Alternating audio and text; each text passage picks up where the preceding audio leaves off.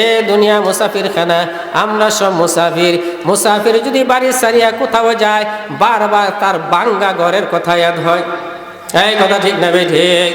আমরা মানুষের বাড়ি যাই দাওয়াত খাইতাম, কত সুন্দর বিছনা, আরামের বিছনা, বাড়ির মধ্যে এরম বিছনা নাই, সুন্দর সুন্দর ঘুম পাইতে চায়। খাওয়া দাওয়া করার পরে হুজুর আমার বাড়ি তাইকা যায়, বলে না তোমার সুন্দর ঘর ভালো লাগতো না, আমার বাঙ্গা ঘরটাই আমার লেগে ভালা। এই কথা ঠিক না বেঠে? আহা, জালালউদ্দিন রুমি রাহমাতুল্লাহ আলাইহি এবার একটা দর্শন পেশ করছেন। কি দর্শন? উনি একটা বাঁশের বাঁশি দিয়া একটা দর্শন পেশ করেছেন। বসনো আজনে চৌহকায়ত মি কুনাদ ওয়াজে জোদা হাই শিকায়ত মি কুনাদ। জালালউদ্দিন রুমি বলেন, দুনিয়ার মানুষ রে বাঁশি বাদক বাঁশি বাজায়, বাঁশিটারে খুব আদর সোহাগ করে, যত্ন সহকারে রাখে। বাঁশি বাদক যখন বাঁশি বাজায়, বাঁশির সুরে পাগল পারা হইয়া মানুষ জড়ো হইয়া বাঁশির সুর শুনতে চায়।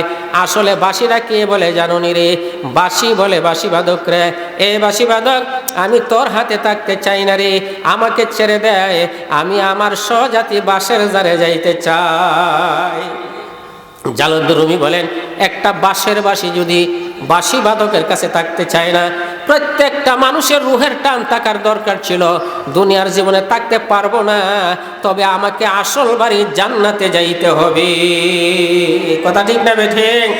আমরা চাইনি আর তোরাই দেখেন জান্নাতে যাইতাম চাইনি। আল্লাহ আমরা সকলকে জান্নাতের জন্য কবুল করেন, আমিন।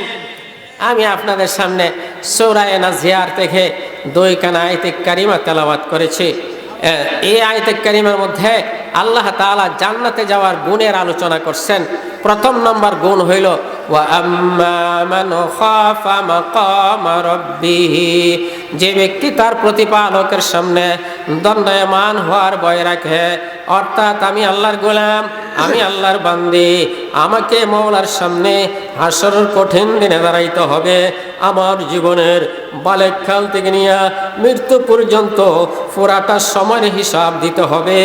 এই হিসাব কিতাবের ভয় যার অন্তরে থাকবে, আল্লাহ বলেন ফা ইন্নাল জান্নাতা হিয়াল মাওয়া, নিশ্চয় তার ঠিকানা হবে আল্লাহর তৈরি জান্নাত। এখন প্রশ্ন জাগে, পরকালের ভয়, মওলার জবাবের ভয় থাকলে আল্লাহ জান্নাত দিবেন? এর পাছনে কারণ কি? এর পাছনে কারণ হইল জবাবের ভয় যদি থাকে, মানুষ কোনো সময় অন্যায় করে না। এই কথা ঠিক না ঠিক? জবাবের ভয় না থাকলেই মানুষ অন্যায় করে। বান্দা বান্দির অন্তরে যখন আল্লাহর জবাবের ভয় থাকবে, গুনার সুযোগ পাইল তার কদম গুনার দিকে যাবে না। এই কথা ঠিক না ঠিক? নেকের দিকে যদি শয়তান আগাইতে না দেয়, ওই আল্লাহর ভয়ে তার কদমকে নেকের দিকে আগাইয়া দিবি। সামনে প্রচন্ড শীত আইতেছে, এই কথা ঠিক না ঠিক? যার অন্তরে আল্লাহর জবাবের ভয় থাকবে, এই মাঘ মাসে শীত আল্লাহর বন্দারে লেপ তো সুখের বৃত্তে রাখতে দিবে না, ঠান্ডা পানি দেওয়া ওযু বানাইয়া আল্লাহর গোলাম মসজিদে চলে আসবে।